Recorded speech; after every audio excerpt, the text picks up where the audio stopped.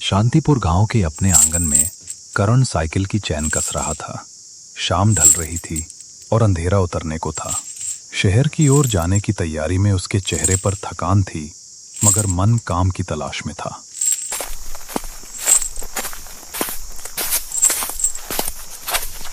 बेटा, अब रात को निकलने की जिद मत कर। अंधेरा बढ़ रहा है। सुबह उजाले में निकलोगे तो मेरा दिल भी चैन पाएगा। अरे अम्मा, चिंता मत करो।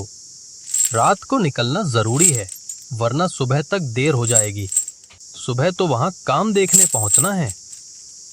रात को जाना खतरे से खाली नहीं है। गांव के बाहर मौसम भी बारिश वाला है और वहीं छलावा इसी वक्त निकलता है। मुझे कुछ नहीं होगा। शहर जाना है, काम देखना है। जो होना है वही होगा। तुम्हारे बाबा भी नहीं माने थे और फिर कभी वापस नहीं आए। तुम मेरी कोई बात ही नहीं मानते बेटा। रात गहराने लगी। आसमान पर काले बादल छा गए। कुछ दूर जाते ही बारिश तेज हो गई। गांव के बाहर जंगल पार करते वक्त अचानक करण की साइकिल की चैन टूट गई। क्या हो गया? ऊपर से ये बारिश और फिर से चैन की झंझट। इस बारिश में भीगने से तो अच्छा है कि कहीं पास जाकर खड़ा हो जाऊं। क्या यार, दिमाग खराब हो गया। ऊपर से ये बारिश और अब साइकिल भी धोखा दे गई। अरे, ये तो विक्रम है।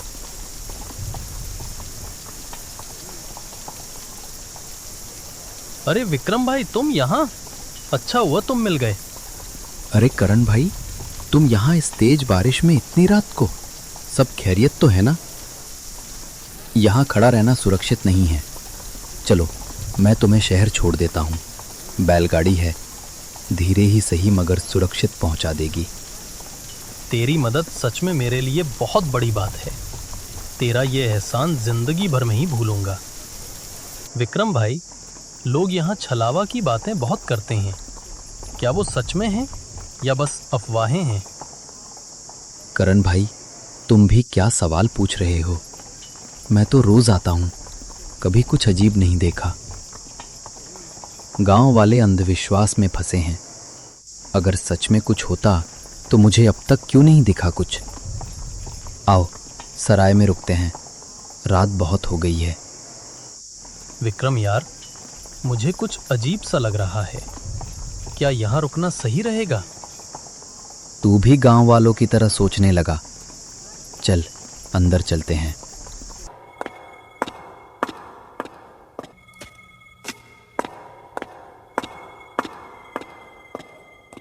स्वागत है भाई।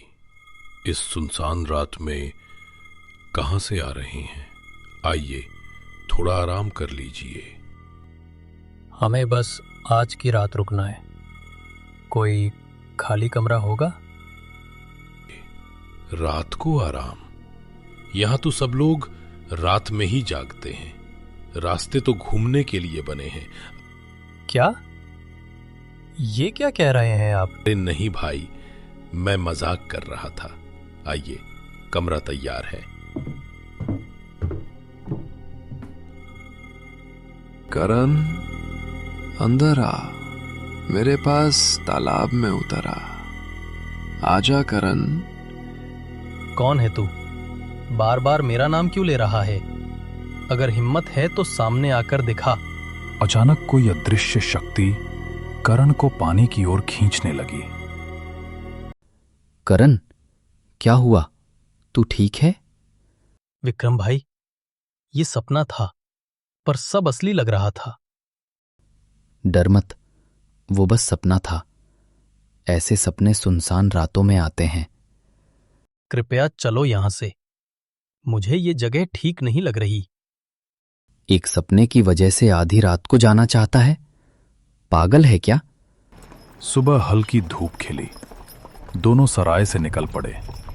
रास्ते में हरियाली थी। वो सपना अब भी मेरी आंखों के सामने घूम रहा है।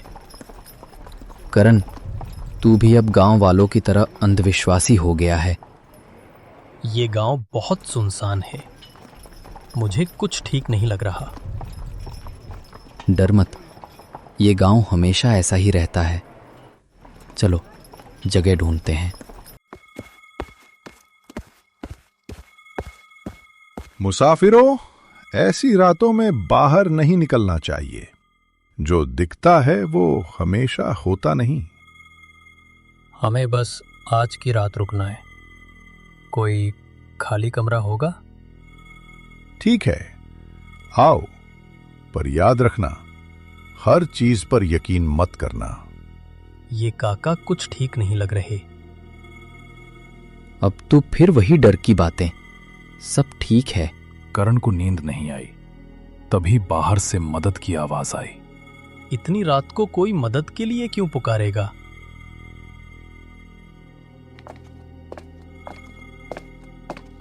कौन है वहां? कमरे की जगह अब तालाब था। वही तालाब जो करण ने सपने में देखा था। ये क्या? ये तो वही तालाब है। विक्रम कहाँ गया? कौन हो तुम? मेरा दोस्त विक्रम कहाँ है? मूर्ख, ये सब तेरे दोस्त विक्रम का ही किया धरा है। वो मेरे लिए शिकार लाता है। इस बार उसने तुझे चुना है। मुझे माफ कर दो। मैंने तुम्हारा क्या बिगाड़ा है? कृपया मुझे जाने दो। छलावा ने अपने हाथ फैलाए। करण हवा में उठा और फिर दोनों गायब हो गए। करण कभी वापस नहीं लौटा। विक्रम फिर एक नए शिकार की तलाश में निकल पड़ा। कहानी खत्म नहीं हुई, अभी तो बस शुरुआत है।